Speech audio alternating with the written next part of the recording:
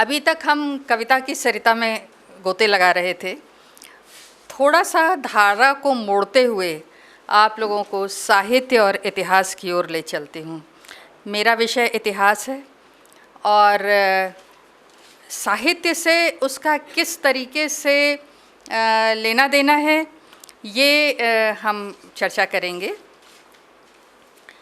तो देखा जाए तो साहित्य और इतिहास दोनों ही एक सिक्के के दो पहलू हैं। दोनों इस तरह से आपस में जुड़े हुए हैं कि उनको अलग कर पाना मुश्किल है। इतिहास क्या है? इतिहास है मानव जीवन के विकास का, उसकी जीवन प्रक्रिया का लेखा जोखा, जो कि एक वास्तविक रूप में हम पढ़ते और समझते हैं। साहित्य भी इसी तरह से मानव जीवन के विकास को दिखाता है, उसकी कला को, उसके विभिन्न आयामों को, लेकिन उसमें वास्तविकता के साथ कई बार थोड़ा कल्पना का भी पुट होता है।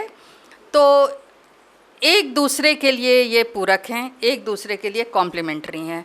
एक आध शब्द बीच में अंग्रेज़ी के आ जाएं तो क्षमा करिएगा। तो साहित्य की अगर हम बात करें तो हमारे साहित्य के जो दो सबसे बड़े ग्रंथ हैं जिन्हें हम इतिहास कहते हैं वो हैं रामायण और महाभारत।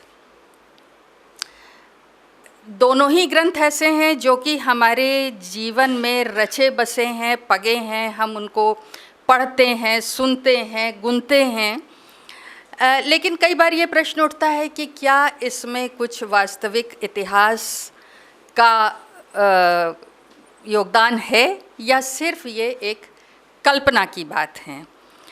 तो चूँकि मैंने जैसा कि पहले कहा कि मेरा विषय इतिहास और पुरातत्व है, तो बताना चाहूँगी कि महाभारत और रामायण की ऐतिहासिकता के प्रमाणन के लिए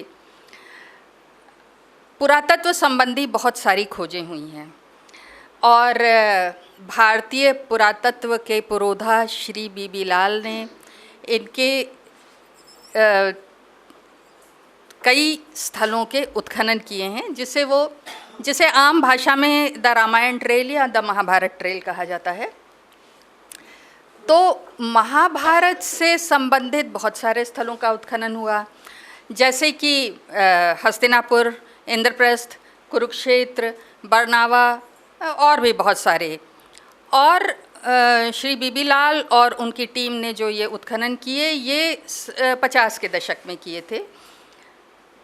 और उन स्थलों में जो खुदाई में जो भी सामग्री निकली उसमें पाया ये गया कि ये सब एक तरह की ही सामग्री है, जिसमें कि मृदभांड थे, जिसमें कि आभूषण थे, मनके थे, खिलौने थे, बहुत तरह की चीज़ें थीं।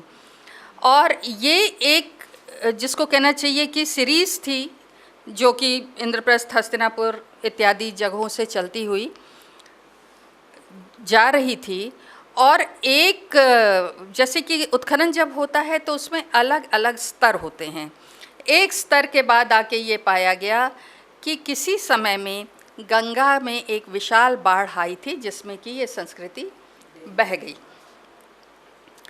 लेकिन इसमें भी बहुत सारी ऐसी चीज़ें हैं जिनको कि महाभारत की कथाओं से जोड़ा जाता है, जैसे कि मकानों के डिज़ाइन, जो उनके आभूषण हैं, वो ऐसी बहुत सारी चीज़ें। और इसमें लगातार खोज होती रही और पिछले कुछ सालों में बहुत ही रोचक फाइंड्स मिली हैं, जो कि कहना चाहिए एक 5-7 साल का ही जो है वो विकास है। कि ये बागपत ज़िले में एक सिनौली नाम की जगह है। मैं नहीं जानती आप में से कितनों ने उनका नाम सुना है, सिनौली नामक जगह का। सिनौली में पहले भी उत्खनन हुए थे, लाल साहब ने भी किए थे, बाद में भी हुए। और अब जो उत्खनन हो रहे हैं उसमें तमाम आश्चर्यजनक विस्मयकारी चीज़ें निकल करके आई हैं। शवाधान है जिसमें पूरे पूरे कंकाल मिले हैं, आभूषण हैं, मनके हैं, मिट्टी के बर्तन हैं, और उसके साथ तीर, कमान, ढाल, तलवार, मतलब कि कहना चाहिए कि एक जिसको कह सकते हैं आप वॉर कम्युनिटी है ना, एक लड़ाकू जाति का वहाँ पे हमें अवशेष बहुत सारे प्राप्त हुए हैं। और जो सबसे रोचक अवशेष है वो है एक रथ का अवशेष। रथ का अवशेष जो है उसको रिकॉन्स्ट्रक्ट करने के लिए बहुत सारे आधुनिक विधियों का सहारा लिया गया, जिसमें कि एक्सरे, सीटी स्कैन इत्यादि चीज़ों से उसकी पूरा चित्र निकल करके सामने आया है। और उससे ये पता चलता है कि ये जो रथ है इसको घोड़े चलाते थे। और जो हमें अवशेष मिले हैं उसमें चाबुक के भी अवशेष मिले हैं। इन सब वहाँ जो सामग्रियाँ मिली हैं उनको महाभारत के और स्थलों से मिली हुई सामग्रियों से जब कंपेयर किया गया तो ये बात एक तरह से प्रमाणित हो गई कि ये एक महाभारत कालीन स्थल है। महाभारत को हम कोरी कल्पना नहीं मान सकते। इसी क्रम में जब हम और आगे चलते हैं तो नाम आता है द्वारिका का, जो कि कृष्ण की राजधानी थी, और कहते हैं कि उसको विश्वकर्मा ने अपने हाथों से बनाया था। वो सुवर्ण नगरी थी, बहुत सुंदर बड़े बड़े महल, विशाल अट्टालिकाएं, सुंदर फूल पत्ते वृक्ष से उसकी शोभा थी। लेकिन ये द्वारिका थी कहाँ? तो इसके लिए भी पुरातत्व ने अपनी सहायता दी, और ये गुजरात में द्वारिका नामक स्थल पे समुद्र के नीचे उत्खनन हुआ, जिसमें द्वारिका के अवशेष हमें मिलते हैं। ये माना जाता है कि द्वारिका है, और बाकायदा उसमें एक किले या महल की दीवारों के अवशेष, छोटे मोटे कहना चाहिए कि एक नगरीय सभ्यता के अवशेष, ऐसे चैनल्स जिसको हम ये मान सकते हैं कि ये वेस्ट वाटर का पाइप जा रहा होता है, ऐसे अवशेष, ऐसे बहुत सारे अवशेष मिलते हैं। तो हम ये कह सकते हैं कि साहित्य और इतिहास पुरातत्व का चोली दामन का साथ है। इस साहित्य को प्रमाणित किया है पुरातात्विक खोजों ने। इसी तरीके से रामायण के जो भी स्थल हैं उनमें भी खोज हुई है, और रामायण के स्थलों में भी अयोध्या, राम जन्मभूमि, भारद्वाज आश्रम, चित्रकूट इत्यादि तमाम जगहों पे खुदाइयाँ हुई हैं। और वहाँ से जो सामग्री निकल करके आई है वो भी उन स्थलों को रामायण से जोड़ती है, जिसका कि हम चरमोत्कर्ष देखते हैं राम सेतु में, जिसको कि एडम्स ब्रिज भी कहते हैं। और वो रामेश्वरम से आरंभ हो करके और एक हद तक श्रीलंका के किनारे तक जाता है। और वैसे देखा जाए अगर भौगोलिक या जियोलॉजिकल दृष्टि से तो वो लाइमस्टोन के पत्थरों की श्रृंखला है।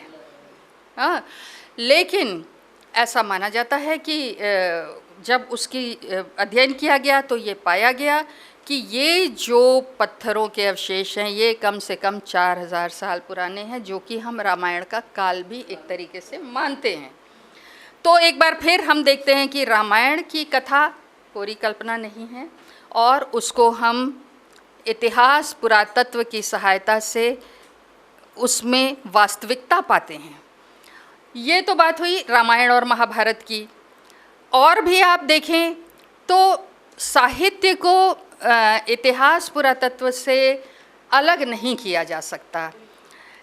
जैसे कि कलाएं हैं, कलाओं में स्थापत्य, शिल्प, चित्रकला, ये सारी जो कलाएं हैं इनका वर्णन हमें हमारे प्राचीन ग्रंथों में मिलता है, उपनिषदों में, पुराणों में, आगम साहित्य में और तमाम ग्रंथों में। आप देखते हैं, आप लोगों ने देखे होंगे प्राचीन मंदिर जो कि बहुत ही आनुपातिक ढंग से वो उनका स्थापत्य है, या पुरानी मूर्तियाँ जो इतनी सुघड़ संतुलित हैं कि ये कैसे बनती थीं। तो इन सब के पीछे हमारा ये साहित्य है, और इनमें हम पाते हैं कि मंदिरों में जैसे कि है कि मंदिरों का एक स्थापत्य का एक पैटर्न होता है, मतलब अलग अलग मंडप होते हैं उसमें, नंदी मंडप, सभा मंडप, रंग मंडप, गर्भगृह, इस तरीके से अनेक मंडप होते हैं। उन सब का क्या प्रमाण रहेगा, क्या माप रहेगी, ये सब कुछ वर्णित है हमारे विष्णु धर्मोत्तर पुराण, लिंग पुराण और तमाम पुराण, आगम, वैखानस आगम, अंशुभेद आगम, शिल्प रत्न, इन सब ग्रंथों में इनका हमें पूरा विस्तार मिलता है कि किस तरीके से मंदिरों की रचना की जाए, किस तरीके से मूर्तियों की रचना की जाए, मूर्तियों का माप कैसा हो, उनका प्रमाणन कैसा हो। उसको कहते हैं 10 अंगुल अष्ट प्रमाण। तो वो मतलब उस ज़माने में जो नाप होती थी वो अंगुल के माध्यम से होती थी। तो उसको अध्ययन कर, उसको पढ़कर किस तरीके से मंदिर बनाए जाएं, किस तरीके से मूर्तियां बनाई जाएं, इन सब का जो विवरण है वो हमें अपने साहित्य मिलता है। और उसका आप चरमोत्कर्ष देखते हैं हमारे मंदिरों में, मूर्तियों में। मंदिरों के अंदर मूर्तियां हैं, बाहर बिखरी हुई मूर्तियां हैं। हमारा देश इस मामले में बहुत समृद्ध है और पूरी संस्कृति हमारी बहुत समृद्ध है। तो साहित्य और इतिहास, पुरातत्व को मिला करके अगर आप देखें तो हमें बहुत कुछ देखने को मिलता है। मुझे 5 मिनट का समय दिया गया था, मैं शायद अधिक बोल गई हूँ, तो आप लोगों को मैं इस विचार के साथ छोड़ के जाती हूँ कि आप लोग भी जब साहित्य पढ़ेंगे तो उसको इतिहास से जोड़ने का प्रयास करेंगे और उसमें कुछ न कुछ आप नई चीज़ ढूंढ के लाएंगे। धन्यवाद। अगर आप ये वीडियो YouTube पर देख रहे हैं तो हमारे चैनल को सब्सक्राइब करें और बेल आइकन को दबाना ना भूलें। अगर आप Facebook पर ये वीडियो देख रहे हैं तो हमारे पेज को लाइक करें।